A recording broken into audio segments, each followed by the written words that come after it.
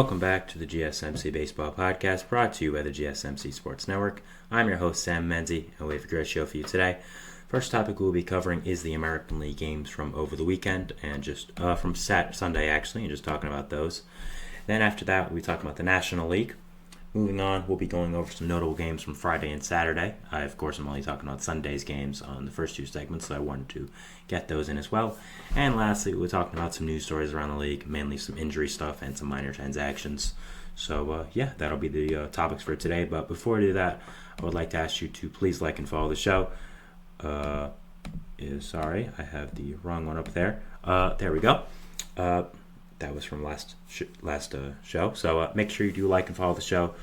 We do get a number of questions from viewers, so to ensure that your question does get read in the air, please use the link gsmcpodcast.net. Really does help the show, and it really does mean a lot. So thank you so much for that. And let's get into the show today. Now, first off, I do want to apologize for those of you watching on stream. I have started around 12 to 13 minutes late.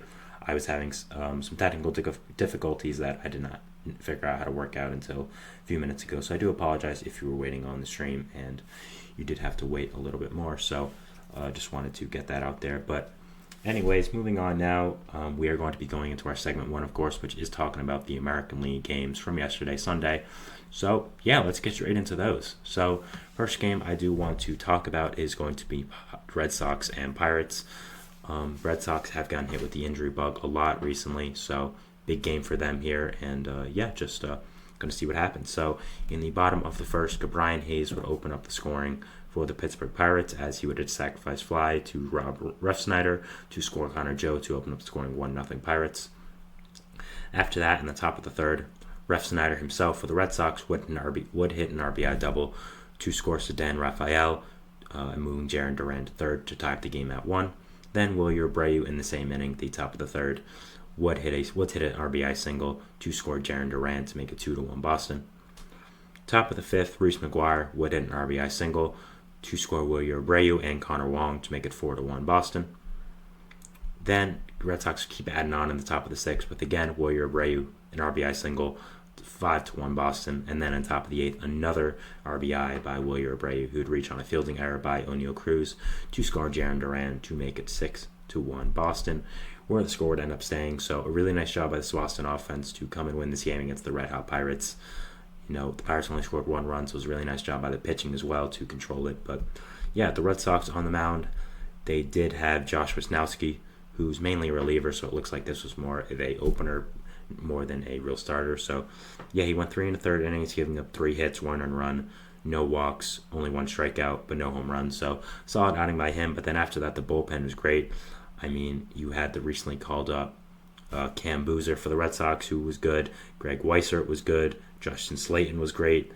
And finishing out for them, you had Chase Anderson, who was also really great out of the bullpen. So, a nice job by the Red Sox bullpen to come and clutch there and pitch really, really well down the stretch. So, great job by them. For the Pirates, they had Martin Perez on the mound. He went 4 innings pitched, giving up 6 hits, 4 earned runs, 4 walks, and 7 strikeouts. So, an interesting start there for him. I mean, he only went 4 innings. He gave up 4 earned runs, 4 walks, but he did have 7 strikeouts. So, not a horrible outing. I definitely think you want it to be better if you are a Pirates fan. But Perez has been a pretty good surprise for them this season, so it's not horrible. So I think while it could have been better, it's still a good start, and it was still a good outing by him. After that, we have the Rays and Yankees, battle of 2 AL East teams, 2 very competitive teams, so this should be a good one. In the bottom of the first, Anthony Rizzo would open up the scoring for the Yankees, hitting an RBI single to score Juan Soto to make it 1-0.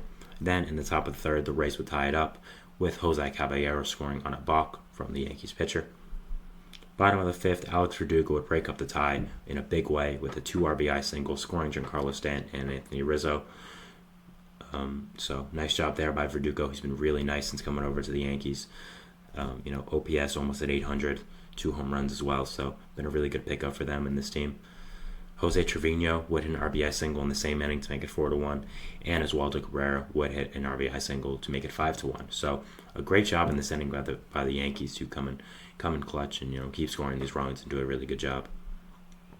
Top of the 8th, Ahmed Rosario would hit an RBI double to score Richie Palacios and Isaac Paredes to make it 5-3. So the Rays would try to come back a little bit. And then Curtis Mead would hit an RBI single to score Ahmed himself to make it 5-4. But the Rays would give up any other chance to score and take the lead in this game. So they would end up losing 5-4, dropping it by 1 run to the division rival Yankees. Definitely does sting. You definitely like to win these games. So unfortunate outcome for them there. For the Rays, they had Aaron Savali on the mound. He went 4 2/3 innings, giving up 8 hits, 5 earned runs, 6 walks, 5 strikeouts to a 3.90 ERA on the season so far. Not great, and you definitely wanted to improve. I don't think he's been as good as you would like him to be so far for Tampa. You have a great prospect for him in Kyle Manzardo, and you're really hoping he could be an ace-level guy with the guys you have out for the rotation right now, like Jeffrey Springs, like Shane McClanahan. You traded Tyler Glass now, so you definitely need him to step up, I think. For the Yankees, you had Luis Gil on the mound. He went 5 2/3, giving up 2 hits, an earned run, 1 run, none earned actually, 3 walks, 9 strikeouts, no home runs. So, I mean, his pure stuff has been overpowering people. It's been really, really good. So, congratulations to Gil. He's been a great starter since winning that 5 spot for the Yankees rotation. So, yeah, great job there. Next up on the agenda, we have Guardians and A's. 2 teams that have been surprising a lot of people. A's are not horrible, which is surprising, and the Guardians have had a really good record. So 2 teams that have been exceeding expectations, I'd say. In the bottom of the 2nd, Will Brennan would hit a solo home run, his 2nd of the year, to make it 1-0 Cleveland. Then in the bottom of the 3rd, Andres Gimenez would add on for the Guardians, making it 2-0 with an RBI single to score Brian Roquicchio. Top of the 4th, Brent Rooker would open up the scoring for the A's, hitting a solo home run, his 4th of the year already. So really nice season by him, continuing that strong breakout year he had last year to make it 2-1. Gabriel Arias would add on for the Guardians, making it 3-1 with an RBI single. Then in the top of the 6th, Lawrence Butler would try to get more runs on the board for the A's, hitting an RBI single to make it 3-2. Bottom of the 7th, Josh Naylor would break the game wide open with an RBI double, scoring Brian Roquicchio, Andres Gimenez, and Bo Naylor, a 3 RBI double, and he's had a great season so far, and that would end the game as the Guardians end up winning 6-2. For the Guardians, they had on the mound Tanner Bybee, who went 5 2/3, 5 hits, 2 earned runs, 2 walks, 8 strikeouts, and a 4.4 ERA. So not great starts the season so far, but you'd like to see him improve.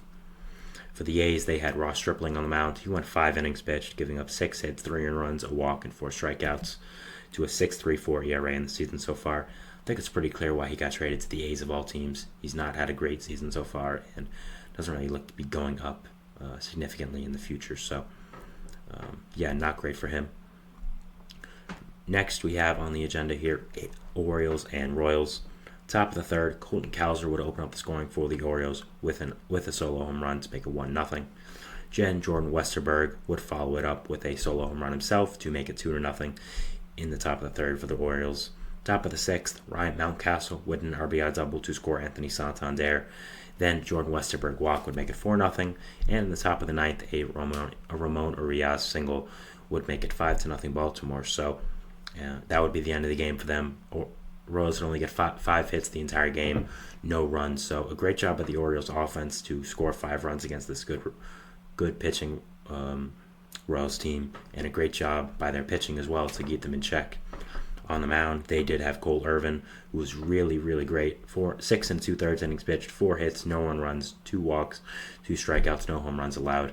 For a guy who's kind of a depth guy, not really a full-time starter, isn't really a guy you want to fully rely on. I think this is a pretty great start against a red-hot Royals offense. So, a great job there, a great job by him, and just a great start all around. For the Royals, they had Seth Lugo on the mound, who wasn't as great as usual. 6 1/3 innings pitched. He gave up 9 hits, 4 earned runs, a walk, strikeout, 2 home runs, and a 2.03 ERA in the season. So, he had a not great start, not what you really want from him, but at the same time, he still has a 2.03 ERA. So it shows you how great he's been an amazing signing for them, and he's really come in clutch this year. So while that wasn't the start you really wanted from him, I still think it's a really good one, and something Royals fans should be happy about, and something they should, see as a positive. Next, we are going to be having Tigers Twins, a battle of two AL Central teams. Top of the first, Kerry Carpenter would hit an RBI single to make it 1-0 Detroit. Then Buddy Kennedy, who recently got called up with the Gio Urshela injury, would make it 2-0 Detroit. Buddy Kennedy would then hit his first home run of the year to make it 4-0 Detroit. So a really great job by him seizing this opportunity with the Urshela injury to make it 4-0. And making the most. Top 7, Spencer Torkelson would add on for Detroit to make it 5-0. Then would hit a sacrifice fly in the top of the ninth to make it 6-0. Austin Martin would hit his first home run of the year to make it 6-1 Detroit in the bottom of the ninth. Actually, his first home run in his MLB career, so congratulations to him. But it will be no match as the Tigers would end up beating the Twins 6-1. So a really great win by them to beat this division rival team. The Twins have been really, really disappointing this year, and I still believe in them, but it's getting late early, I'll say. I will say that. For the Twins, they had Gus Varlin on the mound, 2 2/3 innings pitched, 3 hits, 4 runs, 4 walks, 2 strikeouts, 9 ERA in the season so far. I think it's been people like him why the Twins have been underperforming. You were expecting your younger starters to step up and be really good, but they haven't so far. They've been really very disappointing. So definitely negative and definitely not something you want to see. For the Tigers, they had Casey Mize on the mound. He went 6 innings pitched, giving up 5 hits, no 1 runs, 3 walks, and 4 strikeouts, a 2.95 ERA. So, yeah, not really what you want. Exactly what you want. I don't know why I said that. A great start by him. The Twins' offense is still really good, even with the struggling. So, definitely want that, and a really great start by him. So, yeah, very big positive there. So, next we are going to be having Rangers and Braves as the last game on the agenda right here. So the scoring would open up in the bottom of the first with a Marcell Ozuna 3-run home run, his 9th of the year already. Just an incredible season so far. He has a lot of off-the-field issues, but, he's been outstanding. You can argue how moral it is to have him on the roster, but, the results right now has been outstanding. So, yeah. He would, obviously it would be 3-0 there for Atlanta.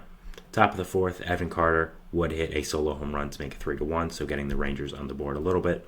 Then Andrew Kisner with the big blow in the same inning, top of the fourth. He would hit a 3-run home run to make it 4-3. So a great job by Kisner, a guy that isn't really a MLB player, is kind of fighting for his job in this league. So really great job there to seize the moment and hit a big home run in this Sunday Night Baseball game. Top of the 8th, Adolis Garcia would add on, hitting a 2-run shot to make it 6-3 and getting some insurance for them. Bottom of the 8th, the Braves would attempt to come back a little bit with an Austin Riley RBI single, which would score Ronald Acuna Jr. to make it 6-4, but they would not score in the bottom of the 9th after that. Kirby Yates would shut it down against his former team, and they would end up losing 6-4. So a really nice win by this Rangers team to beat this good Braves team. I think it's 2 of the better teams in the entire league, so a great win there. The Rangers had Michael Lorenzen on the mound, 6 innings pitched, 3 hits, 3 runs, 3 walks, 7 strikeouts, and a home run. So a really solid start there in his second start as a Texas Ranger. I think he's going to be a valuable piece for them down the road. For the Braves, they had Darius Vines on the mound, more of a depth guy, so you don't really want him starting against an offense of the caliber of the Rangers. 5 innings pitched, 7 hits, 4 runs, no walks, 2 strikeouts, 2 home runs, 4.66 ERA. Start. You're expecting not the best results because you are playing the Rangers, but I don't really know why they decided to have him as the guy to play the Rangers. I think you should have maybe pushed someone up in the rotation when this is an especially important game. So, not the greatest decision, but hey, he wasn't that horrible. He was bad, but not that bad. So, yeah, we're going. So that was the end of our first segment here. We're going to go to our next one, which is going to be talking about the National League games from yesterday. So we just talked about the AL. It's only fitting to do the National League. So yeah, we'll talk about that. But first, we'll go to a break, and we'll see you after that. So thanks, and bye.